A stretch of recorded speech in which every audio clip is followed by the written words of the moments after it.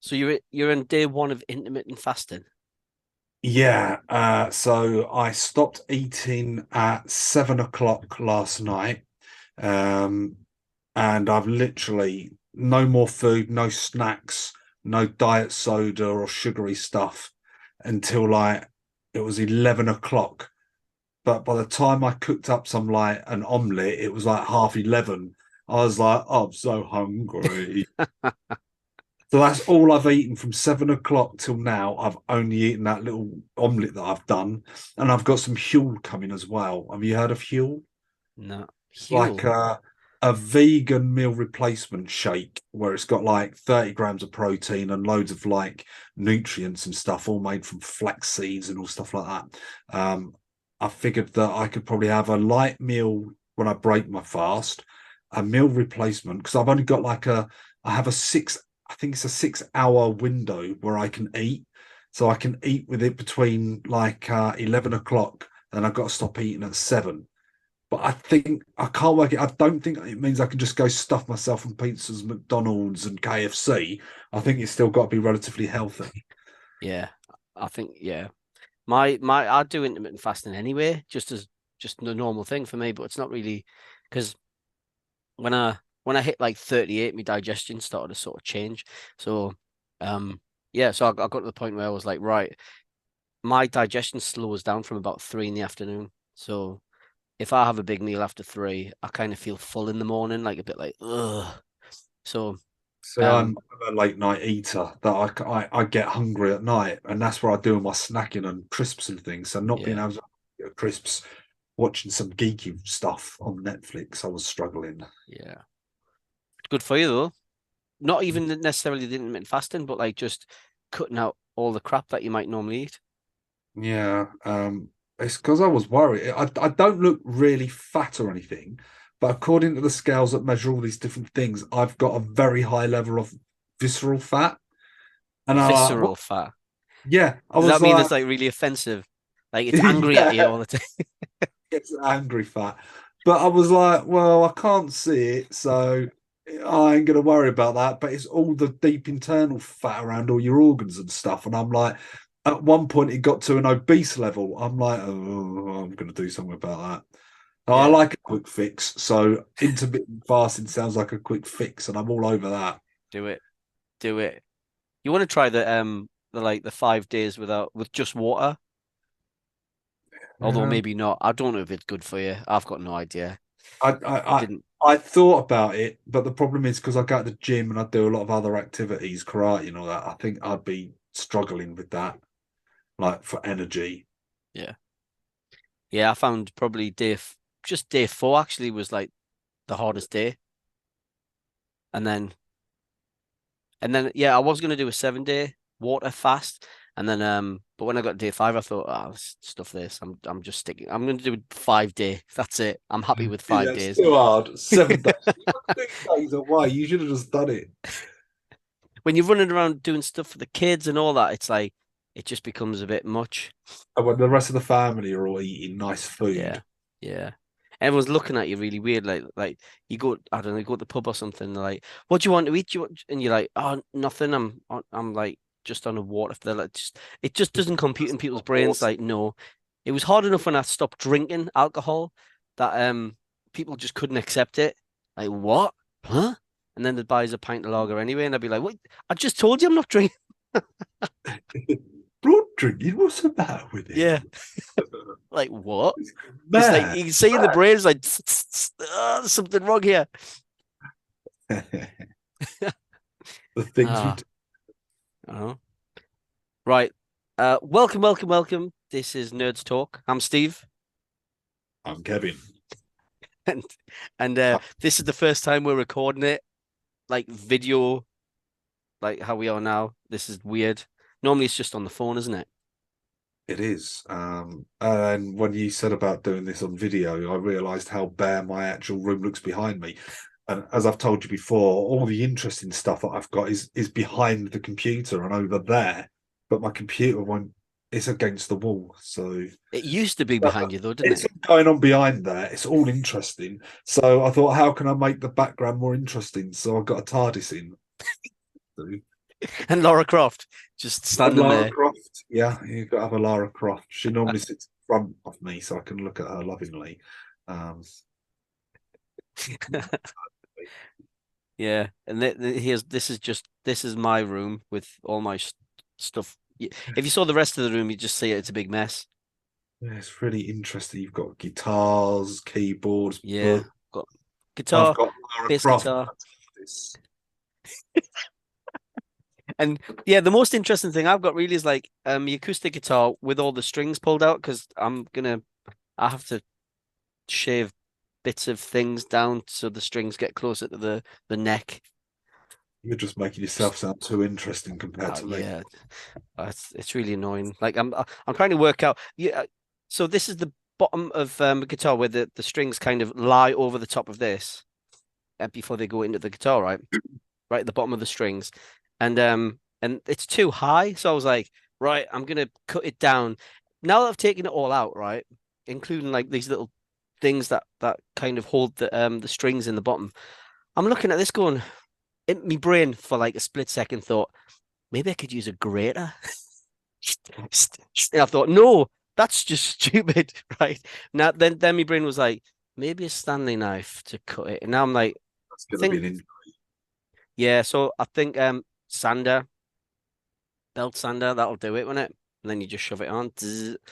Do you really need to do it? I mean, surely if it's designed that way, you've bought it that way. It's No, meant. no, because my strings are too high off the neck. So when you're playing, there's a lot of sort of having to it makes playing a little bit more difficult. And which is good if you're trying to sort of strengthen your fingers, but Challenge. yeah, but then chords aren't gonna they're not gonna play as good if you haven't got a real firm grip on every sort of string. So it's just yeah, I'm sure like professional players do this kind of thing, but it's the first time I've had to do it. And I've had that acoustic guitar for several years as well, and it's always got on my nerves. Maybe in a future episode you can play us a song. Yes, I'll do some chords. You'll realize how not great I really am.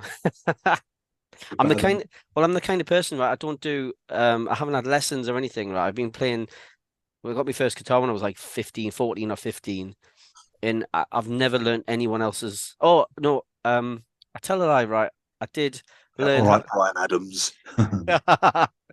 I did learn how to play the beginning of Nothing Else Matters by Metallica years ago, but that is literally it. So all I've ever done is played my own stuff, which probably means I don't progress as well. I should be better because I've played for years, but then I don't practice enough either. So when it comes time to record my own songs, I'm probably not doing myself much justice really. I should practice more and I should learn other people's songs as well. I probably learned some great techniques that I've never known before. Hmm. Yeah, but that's music. But what we're going to talk about today, We are going to talk about game books. game books. I like game books. So you're good at guitars. I'm good at game books. Well, I Thing. I'm gonna show you mine if you show me yours. I can show you some of mine. You've probably got all of these as well, right? But I've got some other stuff as well to show you. And this is the beauty about recording this on video. So I have got Yes, it's the Wizard editions of Fighting Fantasy. and then Uh, oh wow, City of Thieves. Tell me you've got Death Trap oh, Dungeon in. which I've got Forest of Doom was one. House of Hell was one of my favourites. Creature of Haddock, Death Trap Dungeon, yes. Citadel of Chaos, really difficult. Warlock on Firetop Mountain, which is the first one, classic. you can I tell got you can tell the one you can really tell the one I've played the most because Warlock. it's all bent up, and the rest of them. In fact, I don't even think I've got to Forest of Doom. See the original ish Warlock of Firetop Mountain with the green spines. Hold on, That's actually let's not the compare. original. That's not the original picture they used. Yeah, the original picture, it's got like an old wizened old man on the cover looking drained. It's scarier than that. I think they figured that the the wizened old man was scaring kids. What you mean recently? Do you think No, this is no, a no. recent Look thing? at like the very first Warlock of Firetop Mountain was released in 1982. It didn't have like um the big banner or anything on it. It was like a full page picture, and it had a similar one to that with the dragon coming out of like a crystal, but you had a wizened old man that was literally like had a crystal thing. And it's totally sort of different looking, but they changed it on the second edition.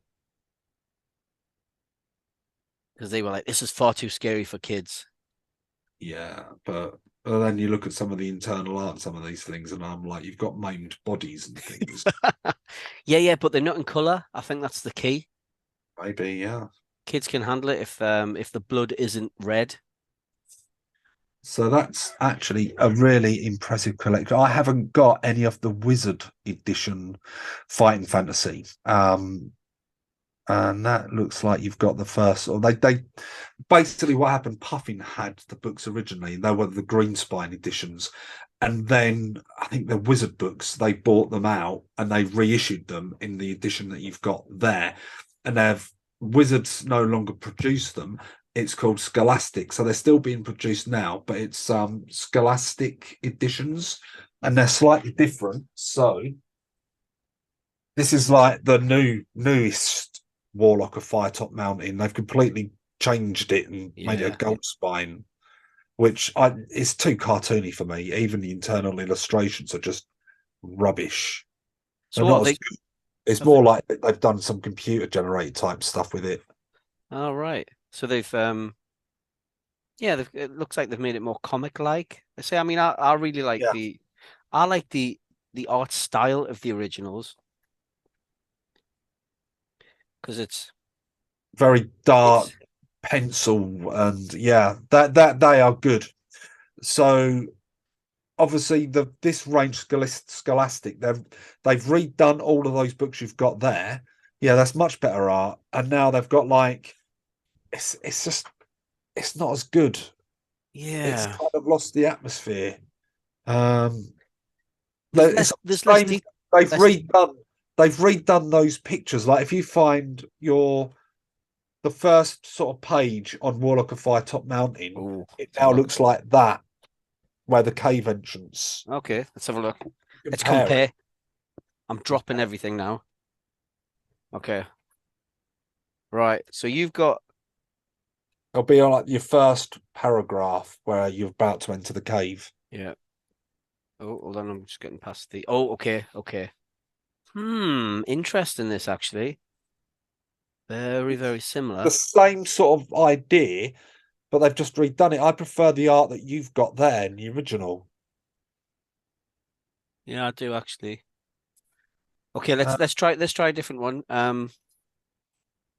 If you go, well, if you the next art bit I've got on mine is number 9. In fact, that's not a very good example, but it's probably plain enough. I would just wonder if they've just replicated each image. I think they've just literally replicated the images, but they've sort of Different just changed styles. it slightly. What paragraph is that? 9. I don't have an image of paragraph 9. Maybe it's not good enough. They've looked at that one and went, yeah, that's not really. Maybe it's just the monsters and stuff. I mean, What about this? So this is 34. oh, no, that's a very famous image. They've got to have kept that one in here. Yeah. 34. Yeah, so Yeah, this is much better. yeah, I Much think better. there's something. It's like they've just copied the image, but the artists aren't as good. I mean, you had some classic artists back in the time. John Blanche did a lot of the illustrations for it as well. I bet you the biggest differences will be in House of Hell. I mean, look at the original cover of the House of Hell. House of Hell.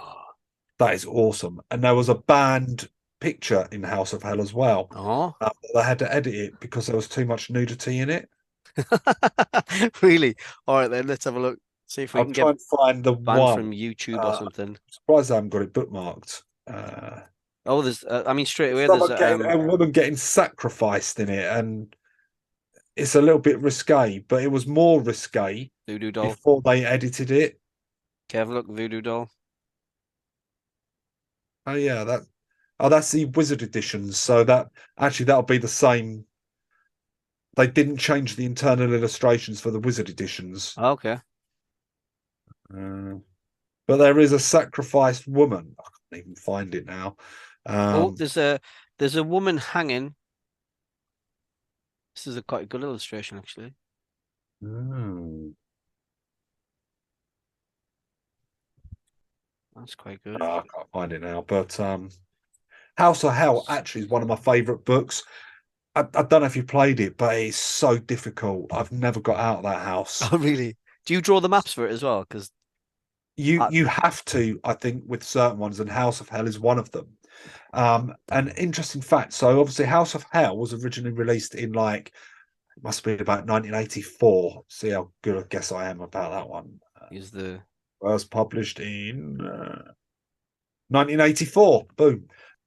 So in 1984, this book was a lot of controversy around it, and parents were like banning their kids from it, saying, "Oh my God, it's satanic, it's evil, and it's influencing our kids to get into Satanism somehow."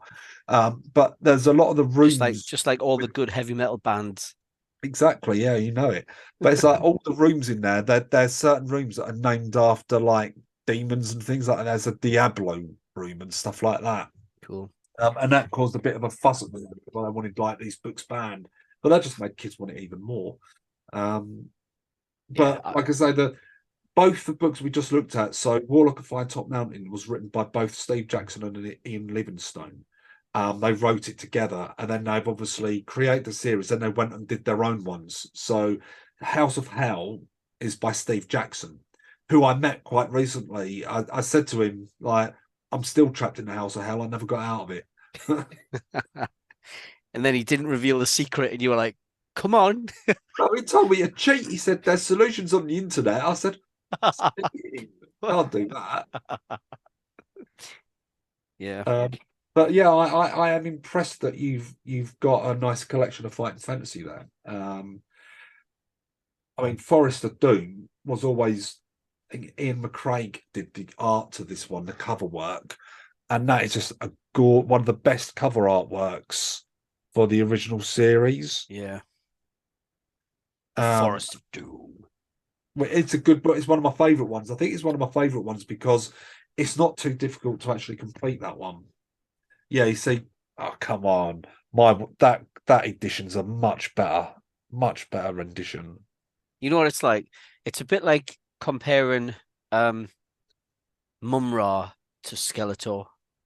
The Yeah, Mumra is like ultimately scary, and then Skeletor's a bit of a joke, really.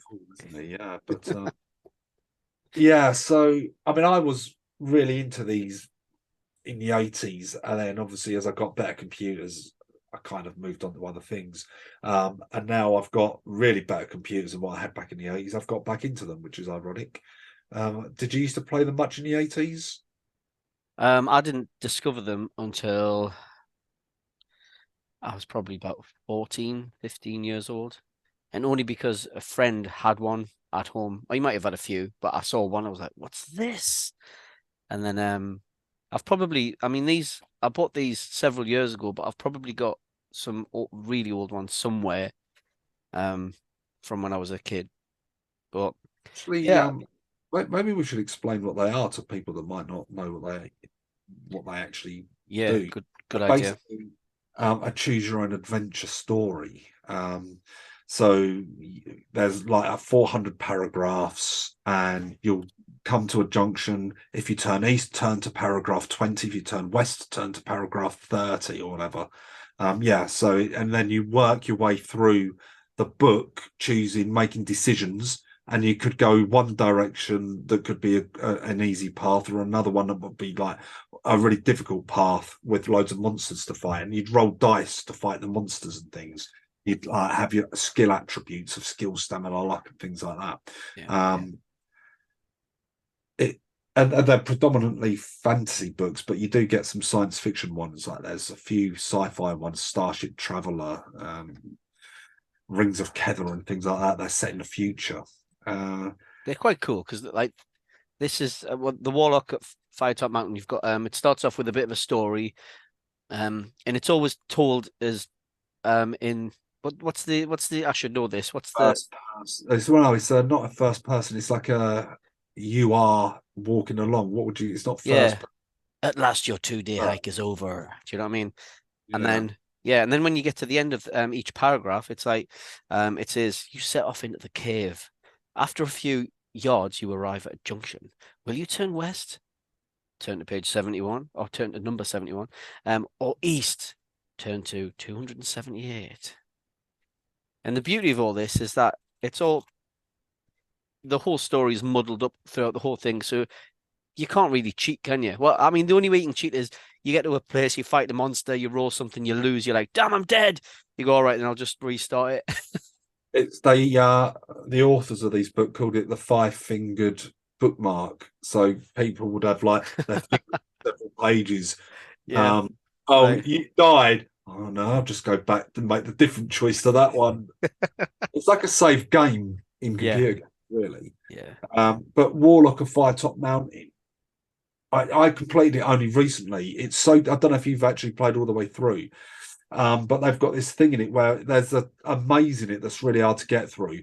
But the object of it, you've got to collect these keys. You need to get 3 keys to open the chest at the end, and each key has a number. So you get the 3 keys, and you can't cheat to say, yeah, I've got the 3 keys, because you have to, each number on the key is the paragraph that you have to turn to unlock that chest. So you have never got those keys, you're never going to unlock that chest. Yeah. Yeah. Clever stuff back in the day. I've got a book somewhere, just like a notebook where I've drawn probably most of the map out for this. And another, I'm sure there's, Oh, they're huge. yeah, they're massive. I just like if you drew it on squared paper, that would probably work quite well. Yeah. But lots of dead ends, and in fact, I should have checked this out before we came in here because these books of I think they're new stories actually, but I'm just going to quickly double check. They brought out an app or a few apps actually. I think there might be 3 or 4. Tin Man games. Yes. Hold on, I'm just going to find out what they're called now. I've got them. They're basically the Fighting Fantasy app. It's these books that they're putting onto apps. They're really good. So they record all your stats. They roll your dice for you. They're really But cool. they've actually got a lot of the original games on there. But interestingly enough, they originally were asked to write a book to introduce people to Dungeons and Dragons to show people how to play, and they've gone, well, why don't we just make an actual game in the book? Yeah. And that's how it all started. And then the two, Ian Lindsay and Steve Jackson, they were co-founders of Games Workshop, which we know and hate today as being annoying little miniatures that that's all they sell that cost you a fortune. But back in the day, they sold all sorts of games like D&D. They were the original people that brought D&D to the UK. They had the exclusive license in like 1975, year of my birth. And interestingly, last year it was the 40th anniversary of the Fighting Fantasy books. So to commemorate it, Ian Livingstone wrote a new Fighting Fantasy book. So this is like a very limited to something like 300 you can or 500 of these. And I managed to get one actually signed by him as well. Awesome. Shadow What's that called? The Shadow of the Giants. of the Giants. And it's gone back to like the old school artwork. Mm-hmm. So I'll just rather show than you like, that app. Look, you've got sorcery. sorcery. That's it. That is right. So sorcery, There's 3 of them. we have here, Ooh. Steve Jackson's Sorcery. It's 4 books in that series, and it's all one long story. So the idea is you've got to travel out and recover this stolen crown of kings from this evil mage, And then the first book, you go through like the countryside, the Shamanti Hills, and then you fight your way through there. And then the next book will be Car City Port of Traps. And it's this massive city you've got to work your way through to continue your quest. And they all build up to one character walking all the way through it. Epic, absolutely epic. Considered some of the most classics in that whole sort of game book series.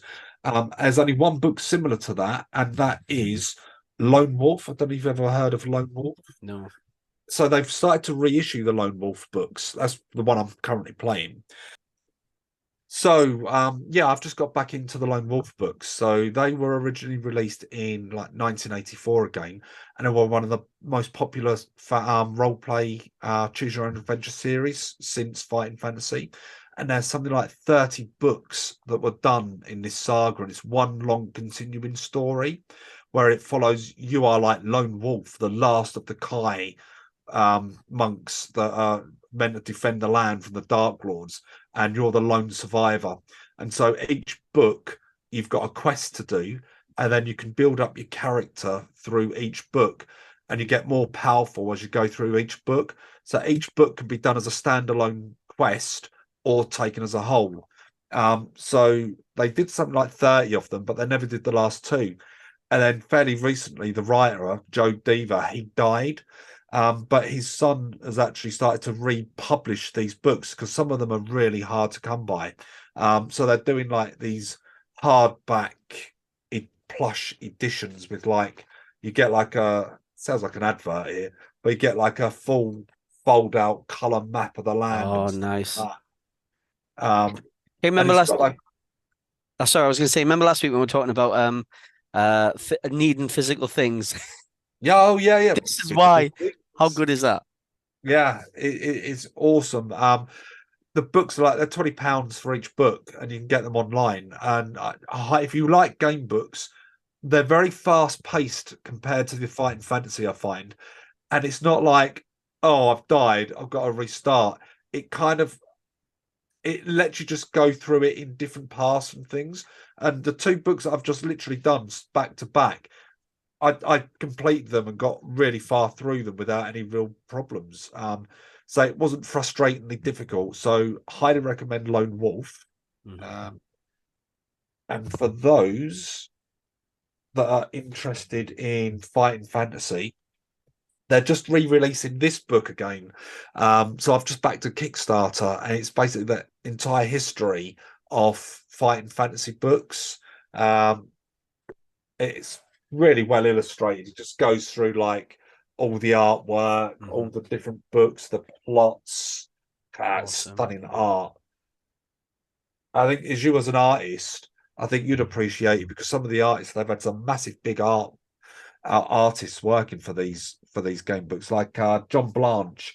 He did like the illustrations for the Sorcery series, and no one else knows who this is, but I met, yeah, got there. So I met like Gary Chalk, who gave me his little autograph. He Cool. wrote he drew the illustrations to the Lone Wolf books, but he also did the artwork for the original Talisman game. I don't know if you've ever heard of Talisman. Yeah, I've heard of that.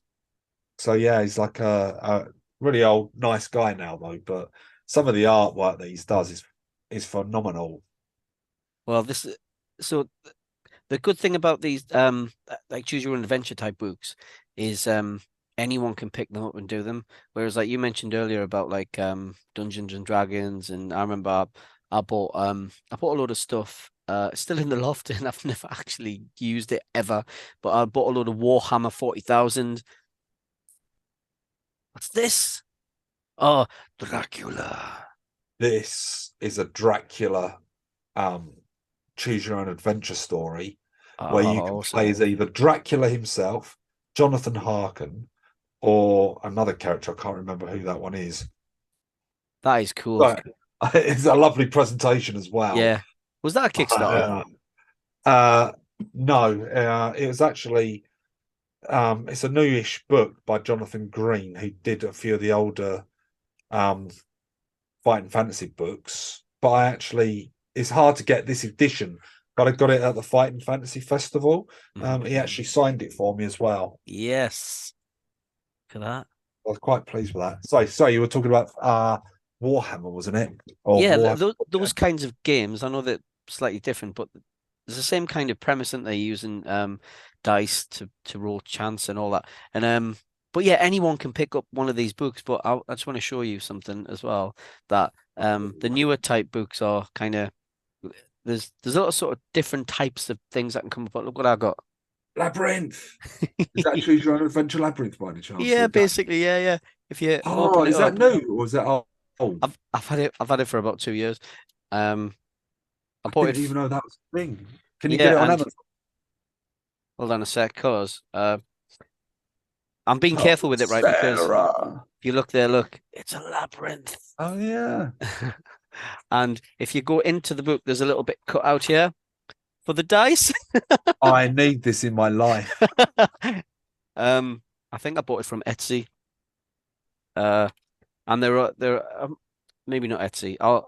Anyway, it's the Labyrinth Adventure game. Who actually made Yeah, this? who's the A guy author? called Ben Milton and Jack Caesar. I've never heard of either of those. They put this together. I need that in my life. See, very materialistic. Oh, look, I there's a had a there's a massive couple of crush on good Sarah from pictures the on there. film. Did you? Yeah. You know what, right? Well, as a kid, I really loved the labyrinth, right? But then there was one bit of it which I always thought was like just rubbish. And even the end, I was kind of like, and it was the bit where obviously David Bowie just sings and stuff through it, doesn't he? But it's the bit where she goes into a bit of a dream world and she starts dancing. There's this ball and everyone's wearing masks and Oh stuff. yeah, creepy bit. Yeah. Yeah. And I watched it with I watched it with my kid. Really funny because me little one, I think he might have been 4 at the time. And right at the very beginning there's the owl and this owl flaps through the windows before David Bowie appears. And and me little one was going, "Oh, it's scary. It's scary." But he didn't find anything else scary. But this is a bit of a dedication to the movie as well. It's got loads of cool pictures in from the film. Do you get to visit the Bog of Eternal Stench? I don't know yet. Like I said, I haven't played it. Otherwise known as my bathroom. Yeah. So Do you anyway, know me and you'll about have to play this at some point. I'm gonna ruin Labyrinth for you a little bit. There is a theory out there that says what Labyrinth is really about is the fact that the Oh girl no. has been Oh sexually no. abused Oh and she's no. created this elaborate fantasy world. And in the end, she sort of says to him something along the lines of, I no longer have to fear you, or something like that. She And says, he's "You kind have of no coming to control terms over with her me." abuse. Yeah, you have She's no control over me. That was it. And it's the idea that she's saying that to her abuser, you no longer have control over me. So that's made a nice kids film dark. I think that you're a bit like the Magic Roundabout, right? There's a theory around it, there's a myth around it, right? And people just believe it. But But in actual drugs. fact, what actually happened was they just made a thing, didn't they? And then it was later that people started looking deeply into it and making their own mind up about it. Hang Um, on. But explain to me then, Captain Pugwash, Master Bates, and Roger the Cabin Boy. I don't know. I do not know. They I were think having a laugh with us back they were having a laugh on there. Anyway, there are other types of books as well. I've got this one. This is a Kickstarter one. Merc. I haven't even played this yet either. I haven't had time. But this one's quite cool. Um, if it's kind of if it's another one where you kind of just follow it. It's a game that you follow. Oh, And I'm dropping things. I've got a nice um book marker and a sticker. But yeah, and there's some really cool illustrations in this as well. And I'll just flick through because each part of it is like you have reached the corner of the open expanse, the cavern wall that joins masonry blocks. There is a column of bricks before you, and then you use the dice to work out what you're going to do next. I've not even seen that one, and This I'm looks not. really good. I Oh, really yeah, that does look actually quite interesting. But I'm more intrigued by the labyrinth one at the moment. I have to well admit. talking about Labyrinth. Last week, I think it was last week, I mentioned to you about the game Labyrinth, and here Yeah. it is. Doo, doo, doo. Oh yeah. Is that actually affiliated to the actual film? I don't think it is it? No, I don't think so. But that's the game there. You can see there it's a lots of little That sort is of so basic, isn't it? yeah, yeah. But all you do is push them up. So you'll go here and you'll push that up and then sort of replace it. But what you're doing is you're making little paths for yourself so you can collect a ring or whatever you need to collect. There's a moth or a crown. It's a really fun game and fun for kids too. Yeah, see, I like, you know me, I like my board gaming. Hmm. I bought a board game the other day, like £100 it cost, called Mage Night. I swear, I was learning the rules for it for like 2 days of solid learning how to play the game, and there's Yeah. still bits I haven't learned because you can solo play it as well. Yeah, this is the problem with a lot of these games. Something else I want to show you as well. I don't know if you ever remembered this but I've got two of them actually, but and this is I've got this is a big sort of thing. This is the ancestral trail. Yeah, oh my God, Do you that remember this? right. I never collected them all like you did, but I remember I might have got one or two issues of it. You, Oh, yeah, I had that one. I remember the covers. well, you know the What weird were thing they about about, though? I can't remember anything about them. it was basically a kid. Where is he? A kid kind of fell into this ancestral world, and then it's a story about that. So it's basically it's two things. It's a game and a story. So you've got your story, that you read every fortnight a new one came out. And with it you got some cards, and in the back you could cut bits out. So in the Oh, back here you've got it kind of opens out like this, and you can play a game, so you can cut these bits out and piece them together. Um, and yeah, these are kind of card. You can cut these cards out and stuff as well. But yeah, you can play a game. I've never ever played it.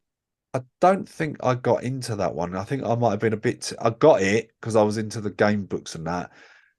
But I was like, I think I remember thinking maybe it was a bit too boring for me at the time or too childish for me at that point. I was Maybe. probably like 15. So, See, I was a bit younger when I first. yeah, I think I was probably 9 or 10. yeah, probably the right age for it. But Yeah, at that age, I started to buy computer games. I would like save my money up for our computer games that I'd want to buy from Commodore 64. yeah. But Um, well, something interesting actually about this cover here. I remember I remember this cover as not a furry little creature like this, but exactly the same creature without fur. See how he's quite furry. yeah.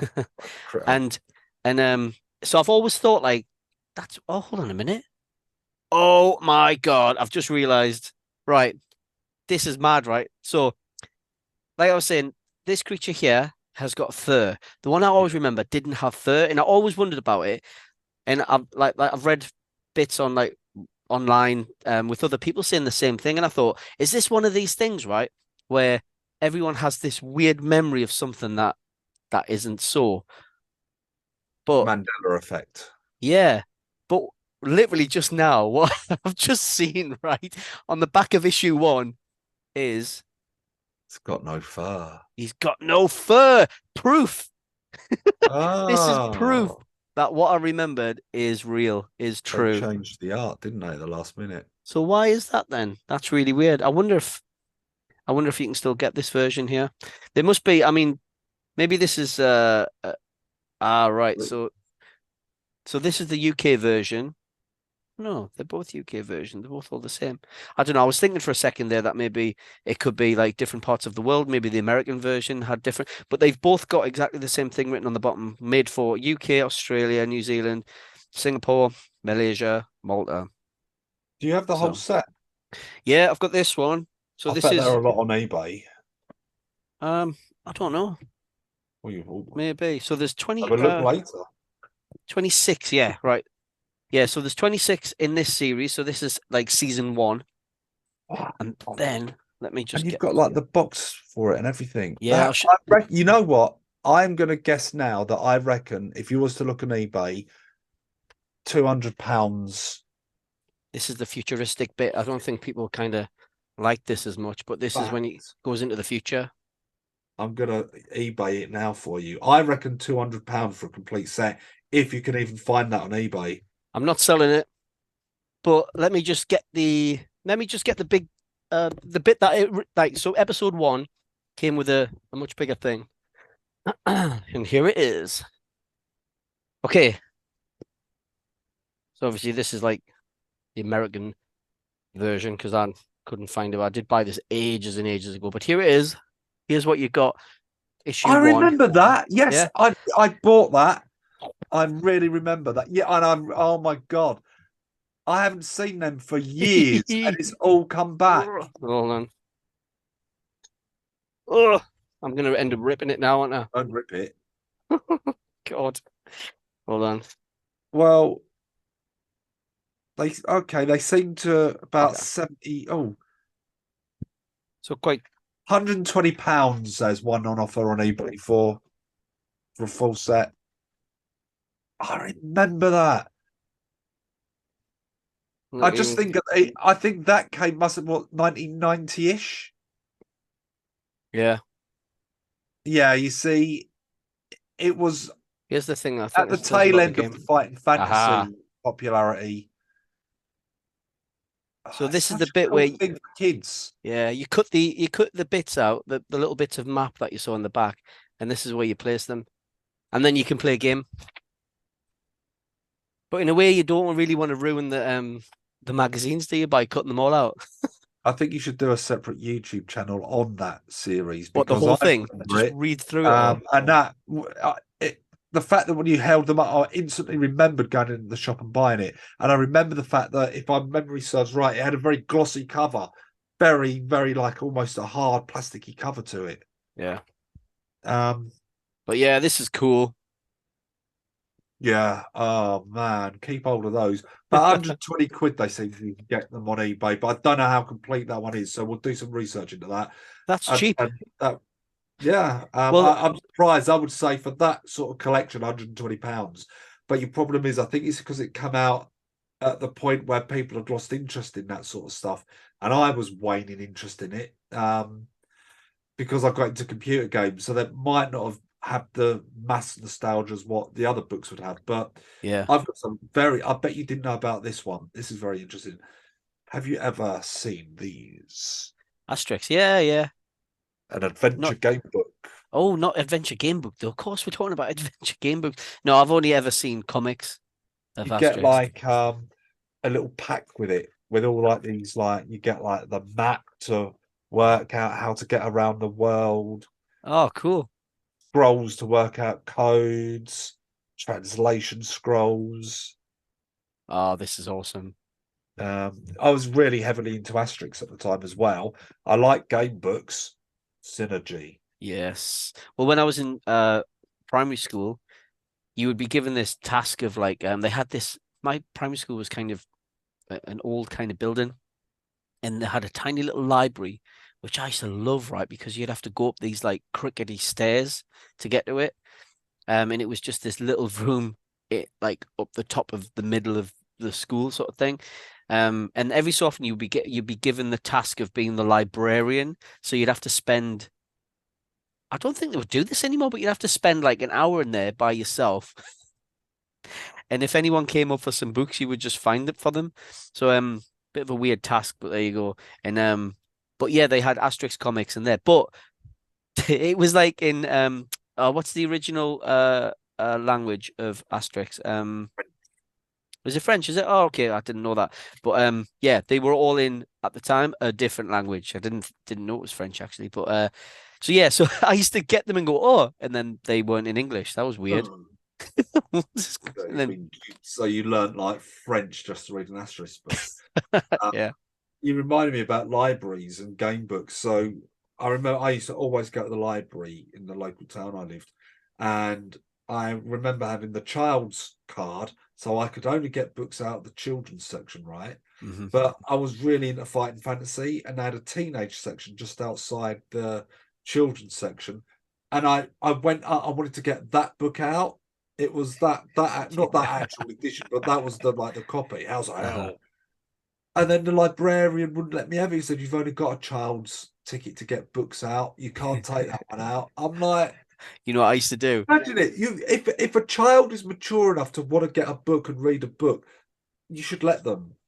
Yeah, unless it's like pornographic. Well, you should definitely let them in that case. Well, I used to do when I was a kid, right? I'd go to the library and Keep I it clean. I would no no no no. I'd go to the library, right, and I'd pick out some books, and then I'd go and find some other books that I wanted. And because you were only limited to so many books to scan, they would I would just steal them. So, but to begin with, what I quickly Oh, realized, right, was what I quickly realized was to begin with, I just put some in my bag, and then booked some out, and then but then they put new buzzers, new sensors in there. So I you remember got walking through and it went busted. beep beep, and she was like, "Have you got any books in your bag?" And I'm like, oh, oh, How did they get oh, there? yeah. And then I'm like, oh, sorry, yeah, I was putting them in my bag, so like, I could just like bring them to the front. You're just talking rubbish as a kid, like, yeah. And then so then I was like, Started. yeah, yeah. So she's like, oh, okay, you can only have this many books. I'm like, all right then. So after that, I started finding a book that I really wanted, right? And oh man, there's too many. So I'd end up just ripping the back out of them because they had the stickers on, which caused the sensor to go off. Oh, criminal damage and How theft. bad is that? How bad is that? That's what you do when you're kids, so don't you? You're like, I need this. I need this Turning book. you in. That's how much I love books. Oh, But it's a healthy crime. yeah, a lot of them were Stephen King books as well. But Oh, and then I ended up not reading them all. must have had a heavy bag then if they're Stephen King books. I like that. Hey Kev, what was your nickname? Because I'm thinking I'm like half a book Steve. When what Half was book Steve. My nickname was half Meg Kev. half Meg Kev, that was it. Yeah, yeah. 'Cause everyone else had like 1 megabytes in their Amigas, and I only had a half megabyte. Yeah. So they thought it was funny that I couldn't afford 1 megabyte. Now I've got all the megabytes I need. You call me full Meg Kev. Uh so yeah, so yeah, I haven't really got any oh, this is slightly off topic, right? But what I do have in here, and I'm gonna transfer them to like I'm gonna digitize them is I don't know where the first one is, but I've got the old The Hobbit and the Return of the King, and I do have the other one. You know the Are they the Baskin cartoons? yeah. Yeah. Oh my God. I've got the Hobbit on my media server. Hmm. It's actually better than the Peter Jackson Hobbit. Well, I loved the where is it? Great adventure is waiting for you ahead. Well, yeah, this is that yeah, they do funny singing in it, don't they? Yeah. But the first one I ever saw was the one where it just kind of ends halfway through. Oh, And the Ralph Bakshi version. no, was it the cartoony one, but it was kind of really cool cartoony style. The one where the rotoscoping and they had like live action traced over and stuff like Yes, yeah, Ralph Bakshi version in like 1980, I think that one was. yeah. They they made it. It was always intended to be part one, but they dropped the part one tag. They ran Hmm. out of money because it went way over budget and couldn't afford to do part two. Yeah. So, I mean, that was I remember watching that to death as a kid as well. I Yeah, loved it. No, it I just loved it as ended. well. The Ring. That was the best bit for me. I was like, "Whoa, this is awesome." But there's some really funny bits in that as well. Like they had live actors and they drew over the live actors, right? So the character or the actor playing Aragorn, he's running along, and they actually instead of cutting it, he trips over the hilt of his sword and falls over onto the ground. They animated it. Yeah, Like, that's. But that isn't that what makes all the films so special? You get like mistakes in there, and not just like the mistake of a coffee cup on like placed in some like on the set of something that wasn't yeah, supposed to be but there. I But get that, but you've actually gone to the effort to animate an actor yeah, over. But the funny thing about that Lord of the Rings film is they've decided, oh, Saruman and Sauron, they sound too similar. hmm change Saruman and call him Araman. Okay, so they call him Ah, Araman for half the film. Forget that they were meant to be calling him Araman and no then way. start calling him Saruman again. I've never noticed that. That's Mental. I actually agree with that change though, because You're, I've no. You can't have changed Tolkien. no, but I always did get mixed up because I'm not into it. That I mean, I read the books and everything, but I still got confused. And I think it's an important sort of if you're going to change anything about a book, that would be an okay change in my view. I can hear Amazon ringing your phone asking you to write the next series of The Rings of Power I'm going to change with everyone's the name. pants, absolute pants. And to the fact that I now actually honestly believe that that Rings of Power was written by AI, it's that ludicrous. Yeah, We've gone off all right. topic from game books, haven't we, again? Yeah. But Well, we need to make time to play more game books. That's the moral of the story, well, basically. I literally am, and it's quite funny because I even bought this little notebook thing so Ah, that I could must like be cool. write out my stats of my game books that I'm playing, Yes. like as I go along and make notes. Yeah. Those actually been quite enjoyable. Been really getting into them. But the one last thing I do want to show Yeah. is so Dice Men. This was I backed it on a Kickstarter thing, and it actually it's again it was signed by Steve Jackson and Ian Livingstone Mhm. because I backed it. But basically, it's the history of them co-founding Games Workshop. It's a really interesting thing. They were like penniless people.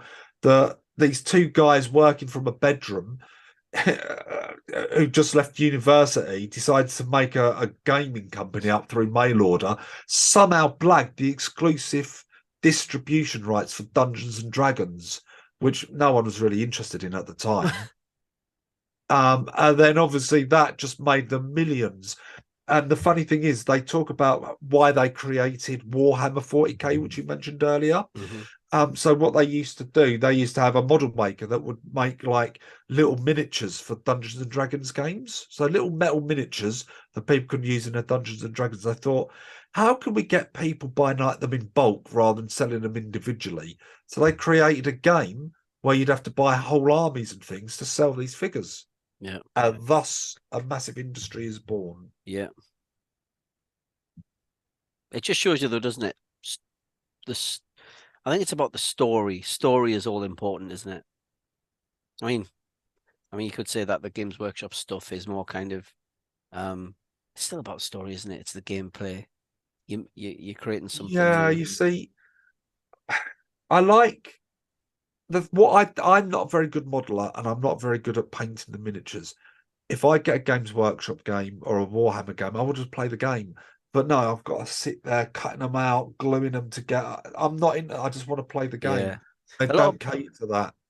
people play the with the cards instead of they're still called miniatures, aren't they? But they're just miniature drawings, cards instead of an actual figurine. I don't know what you call them. Yeah, I know what you mean. Yeah. Um, and that seems probably easier because you can there are people on Patreon who create these like new characters all the time, and you can just download like if you subscribe to them, then you can download their weekly sheets and make them yourself, print them I've off, make always them thought yourself. what a good idea for a game would be to use your cardboard counters with all your stats of your army on there, and you just filled the cardboard. And in fact, my mate, he's just bought Battles of Normandy, I think it is. It's like a World War II war game that has that exact same feature. So your tank is a picture of a tank, and on the back, the statistics of that tank, and you move the cardboard around. It's actually if you're not into your modeling or anything and just want a game, I think that's the way forward. Yeah, But I then agree. I like the models as well. So I play a lot of God tier. They're molded, pre-made miniatures for the game. You just literally pick them out of the box and play. So I like that. I don't have to sit around gluing them and fiddle around ages with them. Yeah. But they're trying to appeal to the modeler and the gamer at the same time. Hmm. And Oh, plus, you yeah. want to show them off as well. If you spent the time painting them, you want to go to the Games Workshop, don't you, and have some public games instead Yeah. of So it's all well and good just displaying them in your little in your house in your little cabinet or whatever. But it's another thing taking them to a place and going, look at what I painted, and people going, oh, that's awesome. Yeah.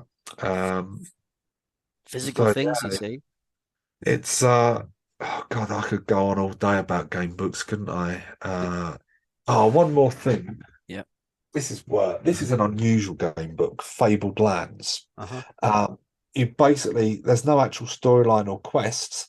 You're just basically wandering around the land, doing different quests and things that you pick up to build your wealth up. And there's a series of books of them, and you can build your own little city. You can explore from there, go back to the city, return back to locations in older books. Really interesting stuff. That So Fabled Lands. that I'm gonna have a look at that because that it sounds almost impossible, doesn't it? How do you write a book that is so I don't know what's the word, versatile that you can It uses codes on different paragraphs. Like if you visited this location before, or if you have the code such and such, then ignore the first part of this paragraph. So if oh you visited there before, you pick up a code or something. And yeah.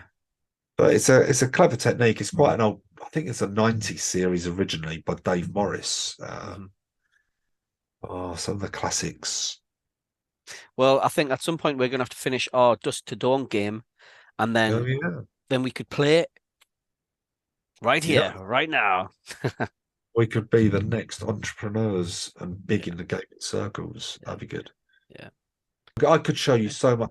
In my other room, I've got even more action going on. That sounds wrong.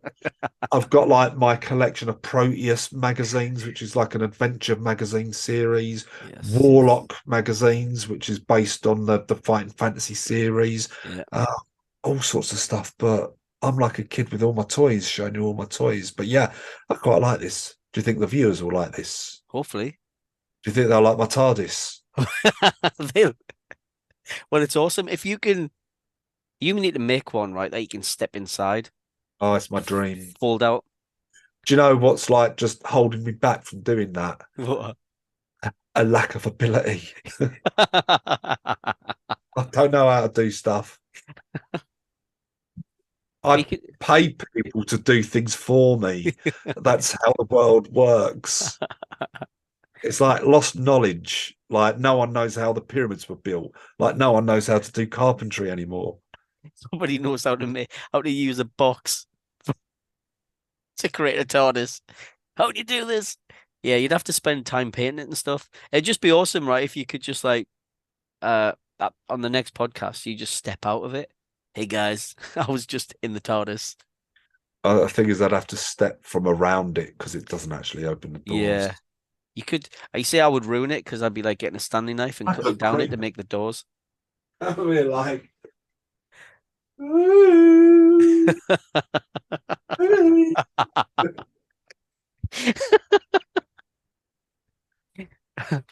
I'll get Oh, some bookshelves or something up in the future episodes yeah, yeah. or some pictures. Well, on that note, you've been you've been listening to Kevin Steve. Um, follow us or check us out on Apple, Spotify, Audible, Overcast, YouTube, Rumble. You can We find should my have, stuff. Huh? we should have some like a Oh yeah. caption there. Yeah. Click like, hit the subscribe. Yeah. You can find my stuff at stevesweeney.co.uk and check out my comic book at brincasfiles.co.uk. No, .com. Brincasefiles.com. That's the one. Are you sure? And yeah, I'm sure. And Kev, anything from you? KevinGroverFiction.co.uk. Check out his Check books. it out. Yeah. I'm not Right. cool enough to do that. Right. See you later. Bye. See you later.